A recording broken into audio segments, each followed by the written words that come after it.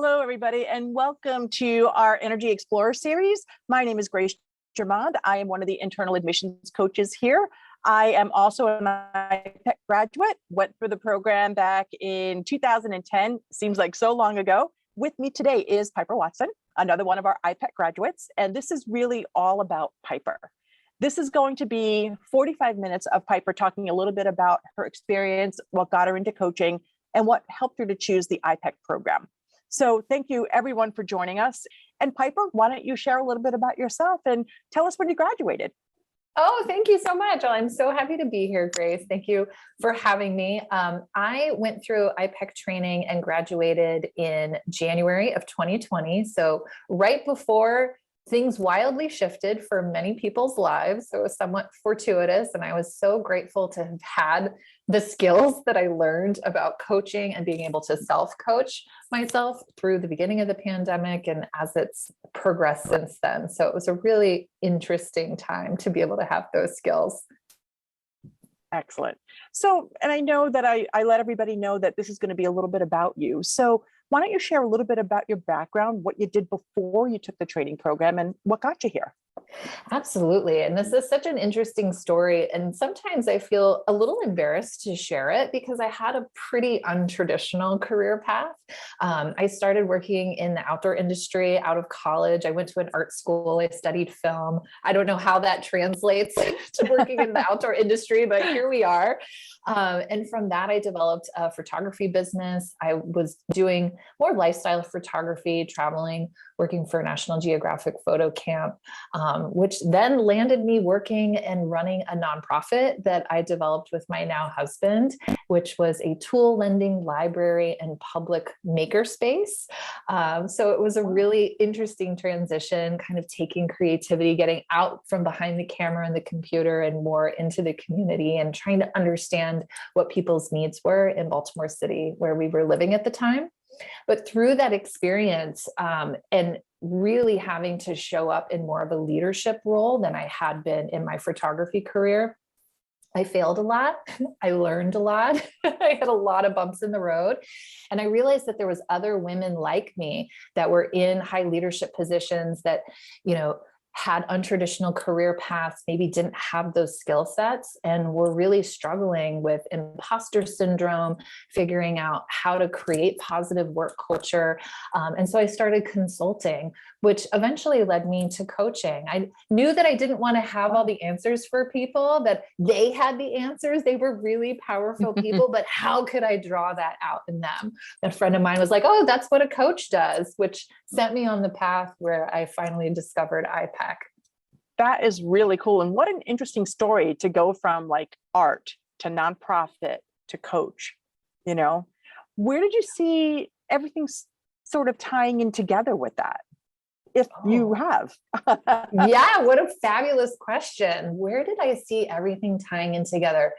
I think it comes down to humaning and the skills with which we need to feel successful at humaning with other people, with ourselves, self-acceptance, self-acceptance for myself, like having an untraditional career path and then being in a position of leadership and a lot of eyes looking at me, having to show up at the table in rooms full of, big wigs at financial institutions and in the community and Congress people, and having to, be somebody that didn't have the same path as they might have had, a traditional path. And so that really asked me to reflect a lot about myself. And I've seen that in how people then relate outward to others. I could see that when I was photographing people. I could see that in, creating community around the nonprofit that we've had. And I see that now with my clients in how they relate to themselves. And then how they're relating outwards to other people. And I feel like that's probably the biggest challenge that everybody has is, how do I human? I love that phrase though. How do I human? Yeah. With all of its complexities. Right. Well, and I know, a lot of the people that are on here, they might be graduates of the program, or it could be people that are just interested in coaching and might be interested in iPEC. So I know one of the questions that I get a lot as an admissions coach is, what made you choose this program over others? I love this question. And I feel like I've sent a lot of people towards iPEC. Like I would be an iPEC brand ambassador for life, even if, if nobody asked me to, if the thought wasn't even on the table, just because what initially drew me to the program was honestly the user experience. Just on the front end, I have a lot of high value on user experience, but it really gave me faith that the way that the content was going to be delivered during the educational portion was going to be rock solid. Second to that, I studied yoga for a long time, and I really liked the 7 levels of energy and how closely it felt like for me related to the chakra system. I know that Bruce D. Schneider has taken bits and pieces of that inspiration from a lot of different schools of thought. And that really resonated for me because it was something that he and the work through iPEC have been able to translate and make tangible for people from all different walks of life. And I was like, I got to learn that. I got to learn what that's about. I got to learn how to translate that to others. Like, this just needs to be shared. And it has been literally so transformational for me personally. And I just got off a call with a client that I've had for the last 2 years. And she just said, I have no idea what I want to talk about today, but I just want to share with you how often I use the 7 levels of energy, how much it's impacted my relationships at work, my relationship with my husband, my kids, in ways that I could never have imagined. And it's just really profound. And I was like, yes, it's working. This is working. Yeah, this is working. It's actually kind of funny how you just described that, because I had a call earlier today with somebody that just did our module 1 this past weekend. And she says, it was one of the best things I've ever done. And she was pouring herself a cup of coffee this morning. And she goes, I feel doubt creeping in. What's happening here? And it's just having that awareness of what we're doing, and just knowing that we don't have to be the way that we've always been. We can make different changes that'll now serve us better. So cool when you hear people say things like that. And I know that this is a program that once you learn it, you can coach anybody on anything. But for you, how did you really come up with who your ideal client is? And would you mind sharing that process? I love that. Well, this is an interesting topic because it was something that, right out of iPEC, I knew I wanted to coach other female leaders, whether they were running their own businesses, whether they were at the top of the game in another company, that I wanted to coach female leaders. It's not actually who came to me. I hear that a lot too. Yeah. And so I decided to be very level 6, 7 about it. And for those of you who know what that is, this will make a lot of sense. And if this is going to be brand new to you, it'll make sense later. But I decided to say, okay, the universe is sending me something else, and maybe I should pay attention to that. And how much fun would it be if I could play in that space and see what is it that they're asking of me, and how can I coach to that? So I decided to shift my niche from lady leaders, as I like to call them, to creative professionals and people that have maybe found themselves captive to a 9-to-5. And there's something inside of them. I'm meant for something different. I'm meant for something more. I'm meant to have a greater impact. So whether it's creativity and how they're choosing to go about their work, or actual, film production, artwork, whatever it is, there's something inside that is yearning for them to jump out and to be seen in a different way and to live their lives in a different way. I completely forget what your original question was. But no, it was really how you found your niche, and you kind of just explained it. And I think that's what's also the great part about this is you could come in with a certain ideal in mind, but it may not be the ideal that you leave with, or something else can happen as you're going through the program, because it's everything and the knowledge that you take in that will sometimes help people really decide who is that ideal client for me, because it's not something that I like to tell people that needs to be set in stone. It can be something Yeah, that can change, absolutely. because you get the knowledge. 100%. And I feel like I even have a couple of clients who are coaches or starting coach training. And it's interesting because that is like such a big question, whether they're running their own business, like who's my ideal audience, or they're a coach and they're like, I need to find a niche. And it's like, let your niche find you. Like, keep it so simple and use your coaching skills of really listening to what people are telling you is the hitch in their giddy up, so that you can have an understanding of, oh, there's a theme here. Mm-hmm. There's a theme of the kinds of people that are coming to me. Why might they be coming to me? What is it about me that they're seeing that could help them? And like, let the niche form itself. And until then, it's almost easier just to go out and say like, hey, I'm Piper, I'm a life coach. And leave it at that, instead of the long spiel that I just gave. Well, I coach creative people who are stuck in a 9 to 5, right? Because if I just say like, hey, I'm Piper, I'm a life coach. Yeah, I can help you with that. All of a sudden it's like, well, what is a life coach? This just happened to me last night. I was out to dinner with a couple of people I knew, most people I didn't. When someone asked like, oh, what do you do? I was like, I'm a life coach. Just left it at that. And then a few minutes later, so tell me, what's the difference between a life coach and a therapist? And then all of a sudden the whole table was focused on our conversation. So let's keep it simple. Let the niche come to you. Yeah, exactly. And I mean, I myself, like you, when I went through the program, I had an idea in mind, and it all came from what my past was, which was 20 years in corporate. And I thought that that's because what I knew, that would be the place that I was going to go. And I was actually going through the training when I realized, no, that's not who I can serve. Did a complete 180. Did it change how I'm coaching? Absolutely not, because the how doesn't vary much from one space to another. It's more about the who, and finding out who is part of the journey, 100%.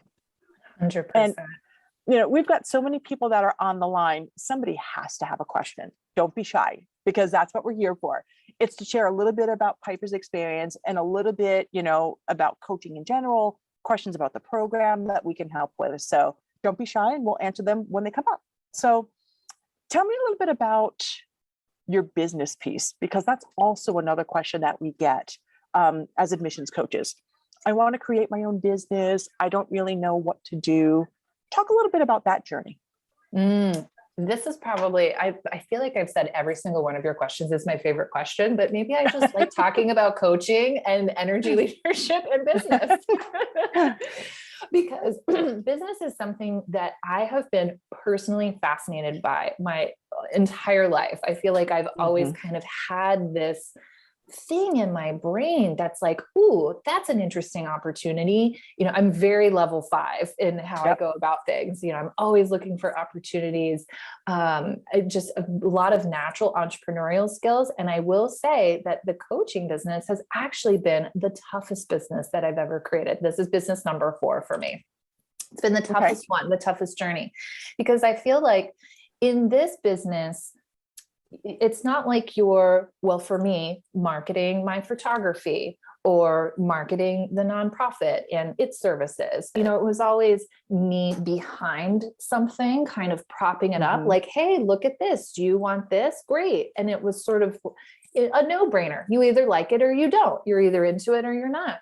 But with life coaching, it's something that a lot of people haven't quite wrapped their heads around. And so there's an education piece. And then I feel like there's a part of me that felt like I had to sell myself. And I really struggled with that. And so, when I think about the coaching business, I think about and challenge people to reconcile that it's not about you selling yourself. It's about you sharing what the benefits of coaching are by sharing your story. And so that's really what's shifted for me is I've had to become more vulnerable in how I show up on social media or even just in conversation with people, so that they can identify with my story and begin to wrap their heads around, oh, how could coaching benefit me? Whether it's executive coaching, life coaching, health coaching, sleep coaching, whatever it is, just by sharing how it's benefited me has been the biggest game changer in my business. And one that I would say, don't worry about what everybody else is doing. Worry about your own story and getting all of the coaching that you need to feel confident in keeping it simple and sharing your own story. Right. I love that. And that was the first thing that I was thinking of as you were talking about. When I was selling my photography, it was this, or when I was doing the nonprofit, it was this. In coaching, we're the this. And, yes. We are the product. And it's so interesting because we just got our first question from Joseph, and I'm going to put this over to you.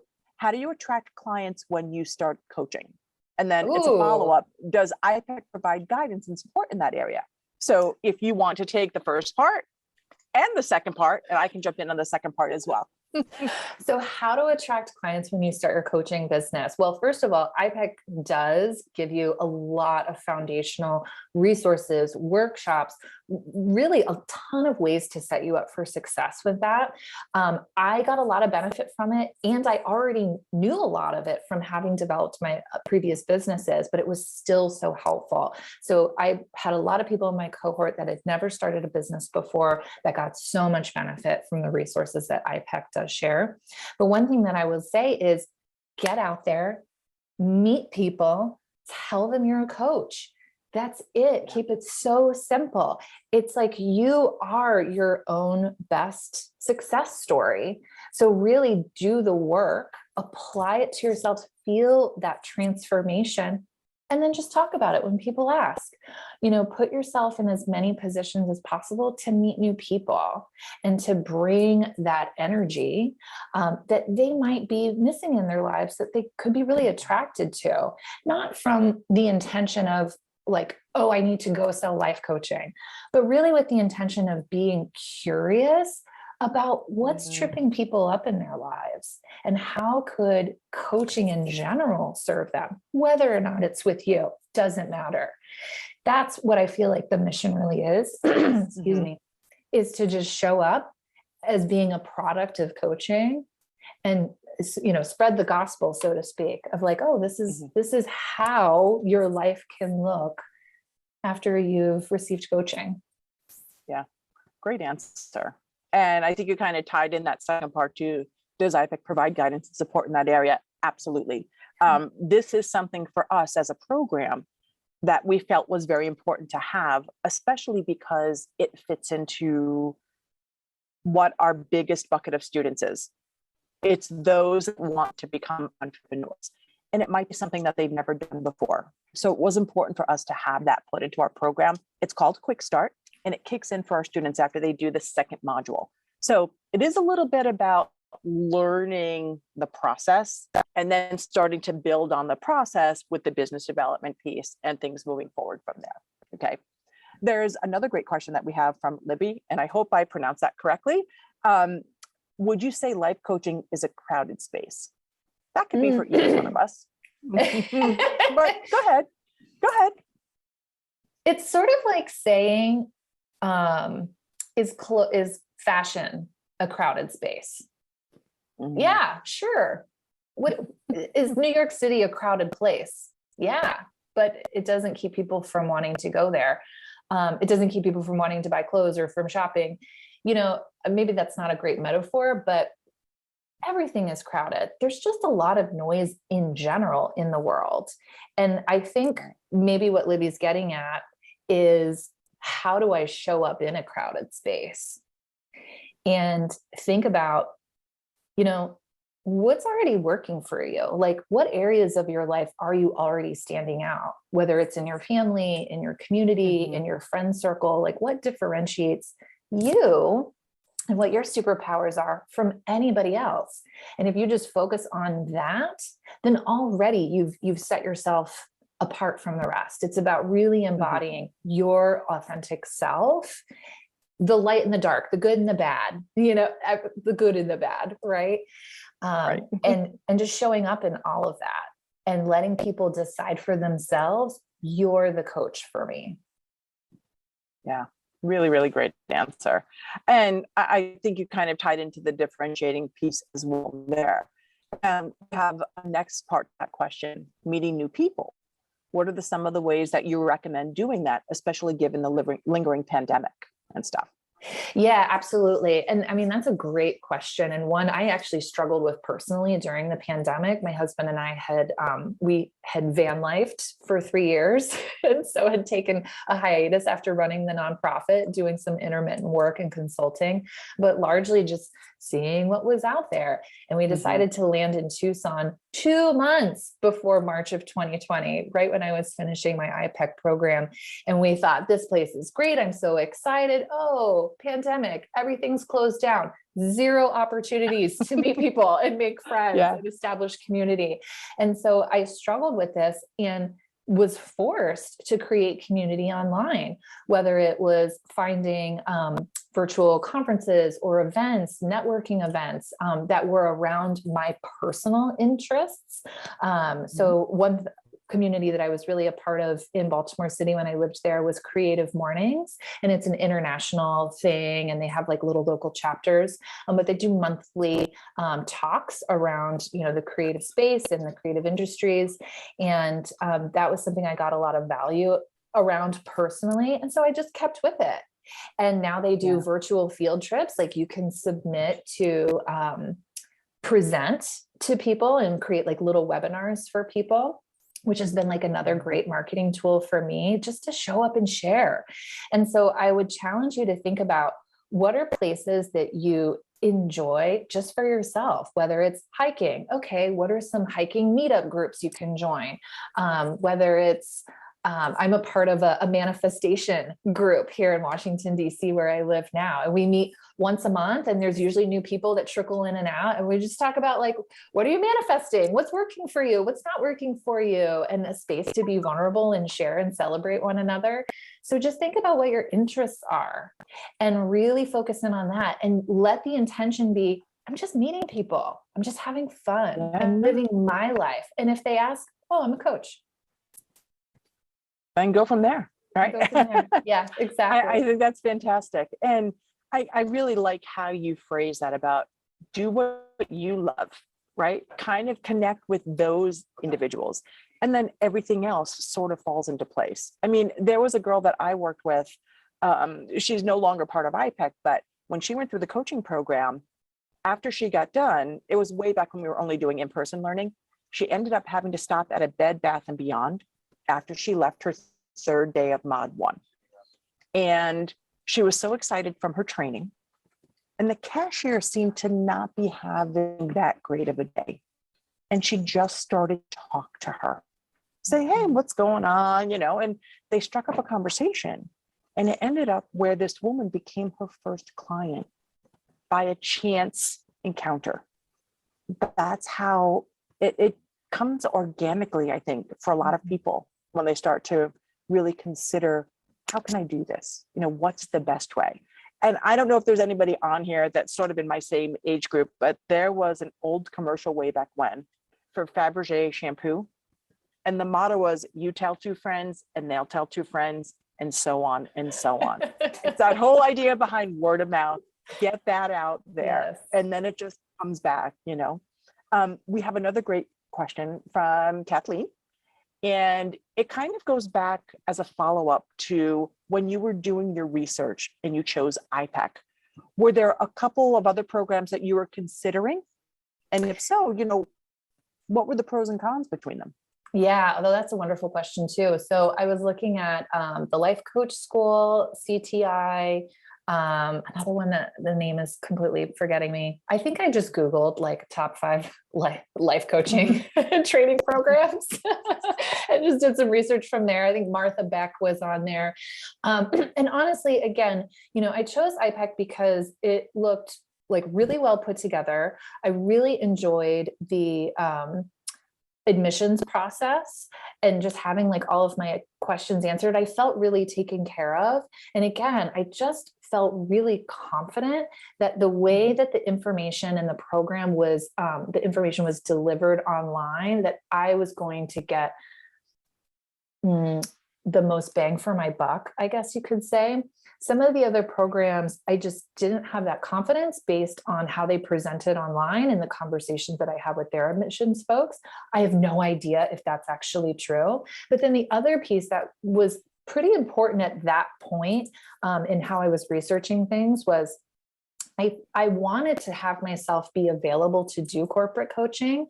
And I know that having certification through the ICF can be a factor. And so having a program where you're just shy of enough hours to get your ACC through the ICF was really attractive to me. I mean, I think when I graduated, I only needed like 10 more hours or something really silly small. And it was so motivating. I was like, cool, I'm just going to go out and do that. And I think I worked with Helping Hands. It's a group on Facebook that, pairs together coaches to barter with one another. And so I was able to get those remaining hours through that program and then still did it beyond that because it was so valuable. But then that set me up to actually, work for other companies where I would rapidly be able to get coaching hours. And I got my PCC just 2 years out of iPEC training, which is like 500 coaching hours, which I'm really proud about. So celebrate with me. That's people. a huge accomplishment, to you. Congratulations. Thank you. Thank you for that. That's really good. Well, I kind of want to circle back to something that you had said earlier, keeping it simple. Let's talk a little bit more about that. When you had said, I'm a life coach, that is as simple as it gets. Okay. So what are some other areas where something like that could be beneficial to new coaches? Oh, I think, with marketing, especially, we want to overcomplicate it. We think, I need to have a website. I need to have a social media strategy. I need to be posting 10 times a day or even just once a day, because that's a lot. And I should. And one of my iPEC coaches that I worked with for a while after graduating, Leslie Piketty, was like, we need to stop shoulding on our lives. And I think about that all the time when I start to feel myself get all wrapped up in, creating this gigantic to-do list that really comes from a place of not enoughness. And if I just ask myself, what can I do today, right now, that's within my control, that would just be like pressing the easy button and just go do that, I can feel the sensation in my body of just how much more at ease that is, how much more fun and creative that feels. And then I end up creating and having so much more fun with what I'm doing, especially around marketing. So yeah, with marketing, I would say that's a key place to keep it simple. Think about what's already working for you and how you show up personally. If you're not a Facebook person, great. Don't worry about Facebook. If you love TikTok, if you love consuming TikTok, then you understand it. Great. Maybe you start there, just starting with one thing and really focusing on that and mastering that. Same with program creation. If some of you are at this point in your coaching careers where you're thinking, oh, I need to have this signature program and be marketing that. And then I have this idea, but then I also want to do a podcast. Just focus on one thing for at least 10 times until you can start to reevaluate, simplify that even further, put it on autopilot and move on to something else. That's so cool, the way that you just described that too, because if you started to do that and you started to do all of that shoulding, if it starts to feel like work, I think it becomes more of a have to instead of a want to. If you can look at it from a place of, I really want to do this, I think it shifts the energy too. And it gives you that ability to like, yeah, I really want to get this done for me. I want to get this done because I know it's going to help me to do whatever it is that I want to do. But if you start to burden yourself, then it becomes work. And then it's going to be like, yeah, I'm just going to put it over here and maybe nothing would get accomplished. Yeah. I would love to just add something to that, because I feel like, to the person's previous question of how did I choose iPEC? What was the differentiating factors? I think breaking things down into energy, catabolic versus anabolic, things that kind of deplete your energy, like leave you feeling drained, versus things that feel expansive and allow you to be creative and excited about something. Going one path versus the other is going to yield you wildly different results. And I think that's why I was really drawn to iPEC, is that it makes that process so simple, just in how the 7 levels of energy work and what are the coaching skills that you can show up with for yourself or somebody else to shift from one level to another, depending on what you want to get, what results you want to get out of that situation. Really, really cool. I mean, I know we don't have any open questions right now, but is there anything that you feel is really important that I think potential coaches should know about the journey? So this was something that I've always thought was really funny, with how frustrated it would leave people during the modules was, everybody wanted all the answers right from the get-go. Mod 1. Okay, well, what website do I need? Like, what needs to be put on that website? Okay, well, how do I coach someone on this particular topic? Okay. And the response from our lead trainers was always, you're exactly where you need to be. All is coming. You're exactly where you need to be. And I feel like that's probably something, that I've thought about a lot over the last few years. And anytime I get sort of ramped up, like I'm not where I should be, or feeling I'm not where I think I need to be, that I just remind myself of that. I'm exactly where I'm supposed to be. Everything is coming. And again, it just kind of frees that energy up, because really business is about energy. Being a coach is about energy. Life is about energy, and either like feeling expansiveness and the results that can come from that, or contractedness and just bringing awareness to the results or not results that come from that, and getting to choose. And so again, with the whole theme of keeping it simple, I think for anybody who's considering life coaching or is in the program now, just remind yourself of that.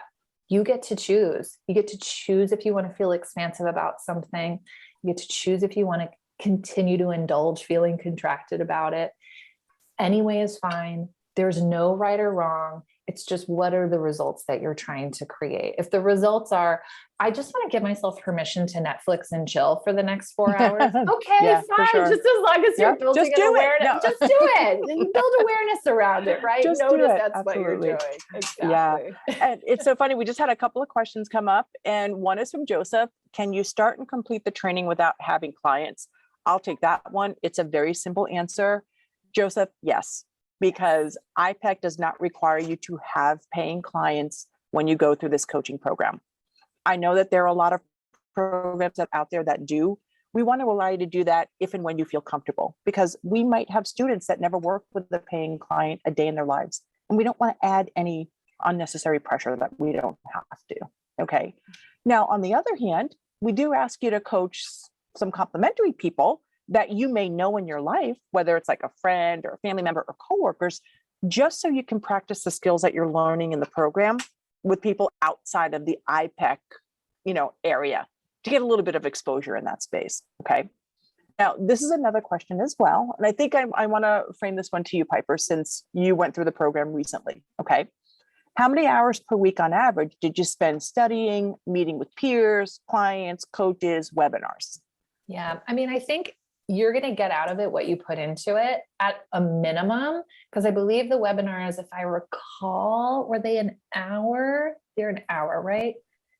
The webinars were 90 minutes. 90 minutes. Thank you. They were 90 minutes because the trainer stayed on at the end, or the presenter stayed on at the end to answer questions. For questions. That's right. Right. So 90 minutes there, and then at least an hour a week for peer coaching. And then you have group coaching that was a little bit more intermittent than your one-on-one peer.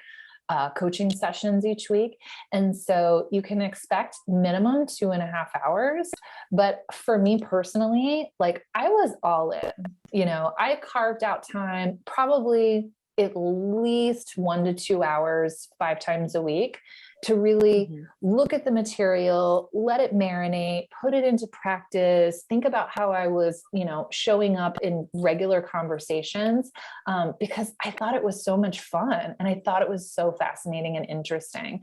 So you'll get from it what you put into it, but minimum that like 2 to 3 hours a week. Yeah, I think that's a really good average. Typically, when I talk to people, I say about 4 to 5. Yeah. Because that allows the 2 hours for the 1 hour peer client call, 1 hour peer coaching call, and then additional time set aside for self-study. Okay. And we did have some changes now, Piper. Even though you just went through the program in 2020, the webinars can now all be on demand. So it's amazing. Cool. Yeah, yes, I know, even better. So cool. So it frees you up a little bit. Okay. So here's another one too. Again, I want to defer this one to you because you are a recent graduate. How did you organize the requirements between the modules? So I'm assuming maybe you're thinking of like a time management, like some of the assignments between modules. Again, I have not been a great time management person in my previous life. Okay. Yes. Time management. It is. Yep. Time management. So a couple of different methods that I tried using the Pomodoro technique. Give it a Google. It's basically setting a timer and scheduling in for myself. Like I'm going to focus on this goal for 1 hour today and see how far I get, and setting that up in my schedule each week. That's the best way that I found. There's lots of time management tools out there. I have even some on my website if you want to take a look there. But yes, figure out what time management piece works for you and like make appointments with yourself to like really sit down and do it based on your productivity style. Love that. Really, really love that. We now have another part. That's another question from Libby. Can you please talk about paying for the training? Was it a stretch? And that's part A. And then how did you carve out time in your day to do the training? Yeah. Okay. So same to that point, I just looked at my calendar, like each Sunday night, I think, and said, okay, like here's my windows of time. And I locked in those places in my calendar. Like I'm going to do 2 hours on Monday. I'm going to do an hour on Wednesday. I'm going to do 2 more hours on Friday, whatever it was. And I made those non-negotiable time slots. So there's that piece. And then paying for training. There's lots of different ways. iPEC offers so many great flexible payment options. So I'd totally recommend talking to your admissions coach about what those payment options are. There's financing options, there's paid in full options, there's different discounts and incentives. I personally, what worked for me is I put it on a points credit card that had a long 0% APR. And I told myself, here's the mindset piece. I told myself, I am going to have this paid off before I graduated. That was like the intention that I set. And I kid you not, my first client that I got a month before graduating was a contract that more than paid for the education of iPEC. So it is possible. You just have to set the intention and believe in yourself. 100%. And Libby, if you have not connected with an admissions coach, just before we close out the end of the broadcast, our great backup guy, oh my God, Justin is going to put up links on how to go ahead and schedule some time for us, because as Piper had said, there are different ways to be able to pay for it. And the admissions coach will be able to give you a little bit more detail on that. Okay. And I know we've just got about 6 minutes left. So this is absolutely you guys' time. And if there's any last minute questions that come in, go ahead and put them in the Q&A. And we'll do our best to get them done. And Justin just pinged me to let me know that he put all the links and stuff into the Q&A already. So you guys should have access to that. Okay. Awesome. Yeah. I'll say like that was something that just blew my mind every single time, was how much care iPEC and from admissions coaches to my mentor coaches, to my success coach, to my lead trainers, to the assistant trainers, to the volunteers and the mods, like everybody cared about everyone's success so genuinely. And that just really, I felt so supportive going through this program. I can't speak to any other coaching programs because I've not done them. But just the level of thought and care and detail that goes into your education and setting you up for success, it's the real deal. And I think that's one place that I will sing iPEC's praises forever and ever, because it was fantastic. Well, thank you for that. And I think for us as an organization, it's really important for us to have that connection with people. So we're not going to be something where somebody can click a button to enroll. This is a partnership. This is really a relationship that we want to build from start to finish. So it definitely starts with admissions and it goes all the way through student support and the community that you have lifetime access to. And while you were speaking, we got one more question. How did iPEC help you to build confidence in keeping your coaching business consistent? It's a great question. That is a wonderful question. So number one, you're learning how to self-coach. All the tools, everything that you're learning as you go through iPEC, you are applying to yourself first and foremost, which is naturally how you build confidence. These are the skills that you're going to be sharing with other people when they ask you, how do I build the confidence to do X, Y, and Z? So you're getting to do it on yourself first. So that's number one. And then what you just mentioned, Grace, like the continued community support that you have, even after graduating, is prolific. The Facebook groups are absolutely amazing. There's an ELI Facebook group. There's a coach community Facebook group. You have access to it all.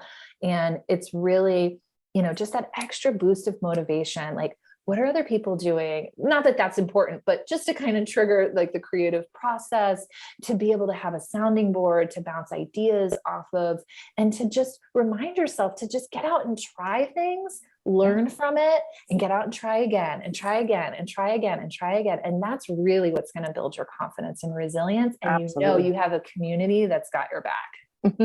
Well, and I love that you brought up the Facebook group too, because the coach community, it's made up of current students and graduates of the program. There is well over 10,000 people that are on there from all over the world. So it's not just getting ideas and comments from your neighbor that lives in the same state as you. This is an area where you can go and you can post questions and just wait for people to respond back. Again, because it's a community of coaches, they're not going to come back and say, Piper, this is what worked for me. This is what you have to do. It's more about, I had a really similar situation, Piper. This is what I did. It worked for me. It could work for you. And it's just that ability to be able to get different ideas to formulate one that might work for you or you and your business or you and your client, whatever that looks like. Yeah. Hope and that really what a great helps. resource it's to like get coached on what's getting in your way, what thoughts are getting in your way that are holding yourself back. Absolutely. I love looking in there on a daily basis just to see what the conversations are. And it's amazing to see how supportive everybody is to, in essence, strangers. They don't know them other than the community. You know what I mean? But I think that's the whole idea with coaching. People that want to become coaches, they've already been that natural helper. It's like our level 4. We really want to help everybody, for sure. It's so funny too, because I feel like once you find out somebody else is also an iPEC coach, it's like immediately a bond. You're like, oh, you and I, we're friends. We get it. Absolutely. So true.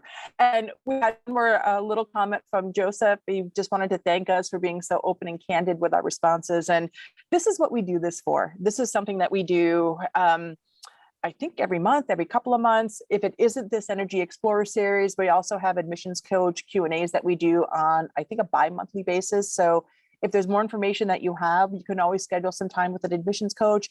Just hop on our website to see our schedule and events of what's coming up next. And, we really appreciate you all being here and joining us today. And Piper, thank you so much for giving your all. We really do appreciate this. Thank you so much, Grace. And thanks for everybody who joined today. I appreciate your very thoughtful questions. It's been fun. Absolutely. And it's always nice to be part of the community. And Justin, thank you so much for being our background person, making sure that we saw all these great questions coming in. Really appreciate you, even though we can't see you. You know you're there. Thank you. Thanks, everybody. Have a great rest of your day. Take care. Bye-bye.